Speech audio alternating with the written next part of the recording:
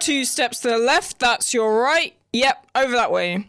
Maybe if you spend less time staring longingly into Tristan's eyes. There, you're officially lit. Please stay that way. And to Tristan, and 3, 2, 1. Seb, please get back in your light. We've been over this. If you can see the audience, that means they can't see you. If you're being blinded, that's a good thing. Tristan, if he moves out of his light again, you have my official permission to push him back into it. And naturally, he moves immediately. Thank you, Tristan. The rest of this bit should be programmed now, so you can take a break. I know I need one. Come in, Mary. How do you do that? Do what? Predict who's there? You'll knock differently. You knock once, Sully usually does 3. Tim knocks some kind of rhythm each time. And Hannah sounds like she's going to knock the entire door down. Robin? Doesn't knock at all. He usually just strolls in here, stares at the buttons, pretends he knows what they do. We've learned not to let him touch them. He managed to get the DMX set to strobe before one of the higher groups came in. Can only imagine how intense Bingo got that week. And Fliss? Doesn't come in at all. She usually just yells through the door or sends Robin in for her.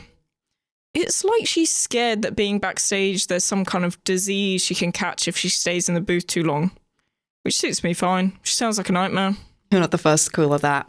Isn't it breaking confidentiality to admit that? Not if it was me who said it. Well, my condolences for having to deal with her. Did you need anything? Just wanted to check in and see how you were doing. And if you changed your mind about the after-show curry? Doing mostly fine. We'd be doing considerably better if Seb, Tristan and Kyle stopped getting distracted by each other and stayed in their lights. Neddy's my new favourite. Because he doesn't move? Beautifully stationary. He also listens, Mary. Actually listens. I think I might marry him if it wouldn't break James's heart. And Lexi's. Lexi's into Neddy. Don't think I haven't noticed you avoiding my question about the curry. It's curry, Mary. I'm sure I'll survive missing it. You know, you'll be missing it though, right? You, Tim, Björn, Hannah, Sully, see me plenty.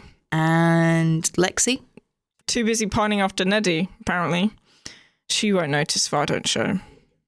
You know, in order to let someone see the real you, sometimes you have to start by just letting them see you.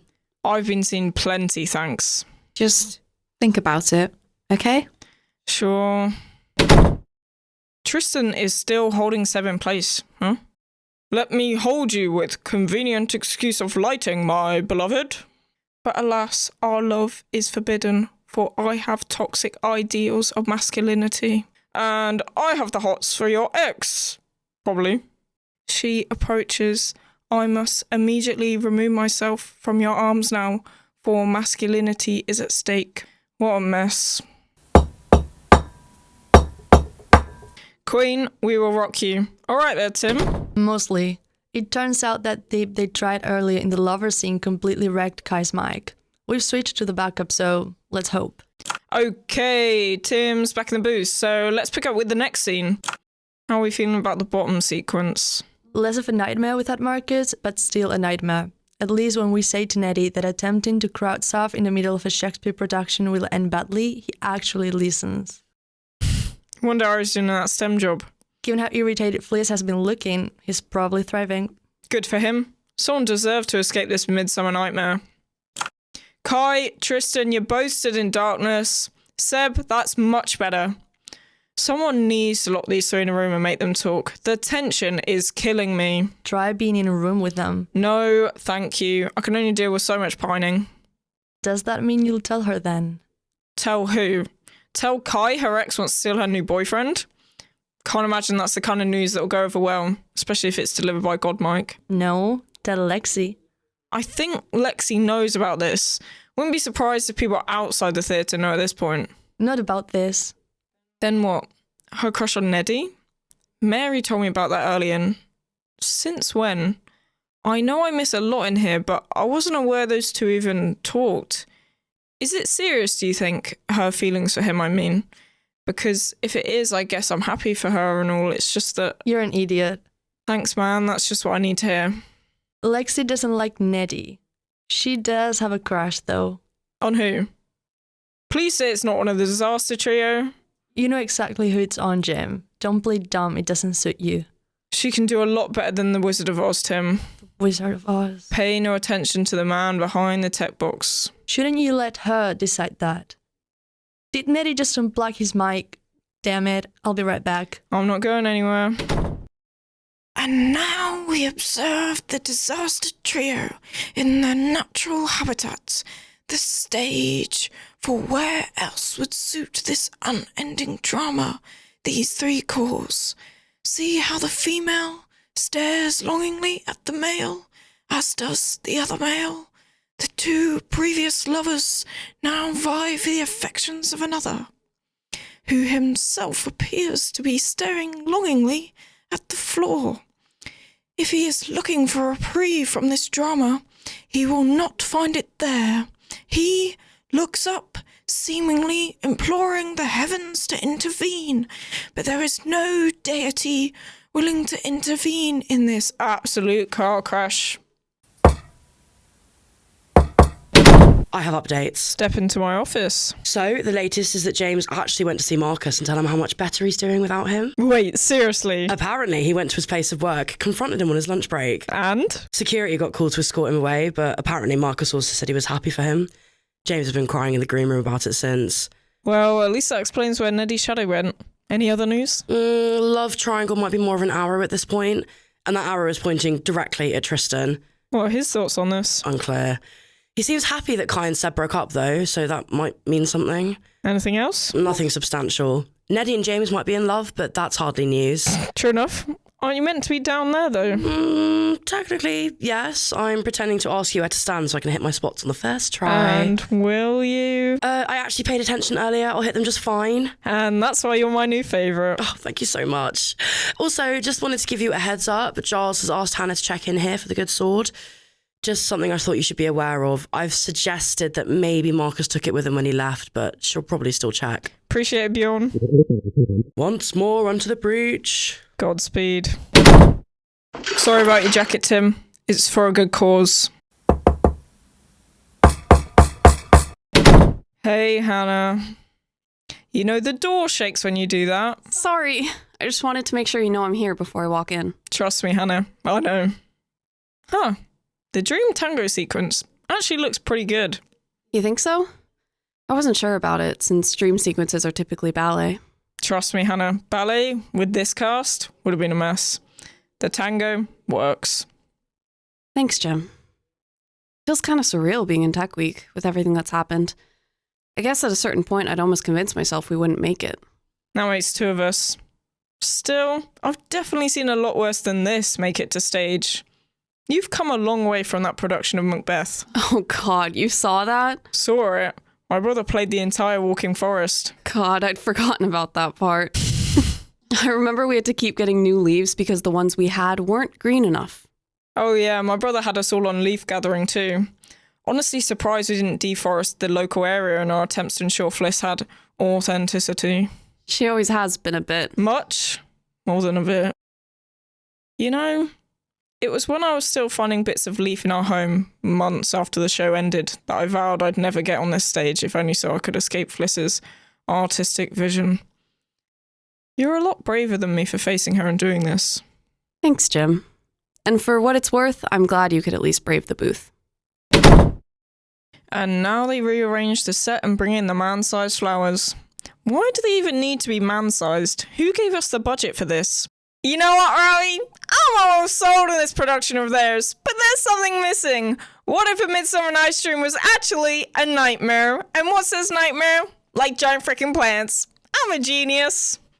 Oh, that's marvellous. It'll be just like that production of Primary Players did. Tiny Shop of Terror. Smashing stuff. Hey, Sully. Hey, Jim. You're looking better. Is that your way of saying I looked bad before? At least I'm saying you look better now. Idiot. Anyway, how's setup going? Not too bad. The lights are surprisingly functional. It's getting the cast to cooperate that's the issue. Remind me again why we can't just put tape on the floors and help them hit their marks. Well, Fliss insists. Of course she does. You've both done well to manage this much with her breathing down your necks. Yeah, I guess we have. Do you need anything here? Coffee, maybe? Nah, I'm all good. Wouldn't want any hot drinks near the tech. Appreciate it, though. Did Mary bring up the curry? She did. It really won't be the same without you there, Jim. I know it won't. It'll be better. Come on, Jim. Look at me, Sully. Are you honestly telling me that if I came to the curry, I wouldn't derail the whole evening? People who look like me don't get to have curry nights. Well, they should. Look, even if you're not willing to come to that, Hannah and I could host an extra one at mine. Just us three. And anyone else you'd be comfortable around. No pressure. You don't need to do that. And you didn't need to help us with this, but you did. We appreciate it, so we're getting you curry. Thanks, Sully. No problem. Invite anyone you want. Tim, Björn, Lexi. You've been talking to Tim then? We just want you to be happy, Jim. I know. I'll think about it. You gonna invite Mary? What do you mean? I know what it looks like when someone's got a crush. She's not subtle. Think about it. She'd be good for you, Sully. And after the nightmare all this has been, you deserve a bit of good. Hypocrite. Oh, I know. I'm well aware of it. Well, as long as you're aware. Oh, hey, Tim. Hey, Sully. Jim? You know he's right? I just want you to be happy. We're about to break for lunch. Want anything? Grab me a coat from the magic cow fridge, yeah? I'll pay you back. Don't worry about it. I can spare a couple of quid. See you in a few. Well, seems like a good time as any to test the strobe setting for the inflatable sword fight. Can we all make sure we stay away from the wiring? I know it's interesting, but touching the wires is never a good idea. Thank you, Nix. Wonder if it was Neddy or one of the disaster trio knocked it out. How does this look? Maybe a little less intense? Less intense. Got it. Thanks, Jim. Better? Perfect. Okay, that should be all set now. I'm taking lunch. And here comes Lexi to fix the mess they've made of her set. I'll give her this. Those man-sized flowers look pretty realistic, even if I still don't understand why they... Should the set piece be moving like that? It doesn't exactly look... Oh, hell.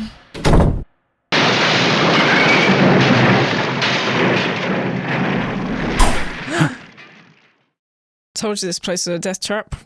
What angel saves me from my flowery set piece? Good to put a face to the god Mike. Hi. Hi. Hi. You said that already. Right, sorry. This was easier behind a door. I think you're doing great. You all good, Lex? More than. I can tell.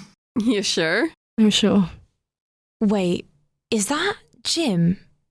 But he looks... Yes, I know, okay. I've always looked like this. It's not something I have any control over. Yeah, but dude, you're... Can we not make a big deal about it? He's hot.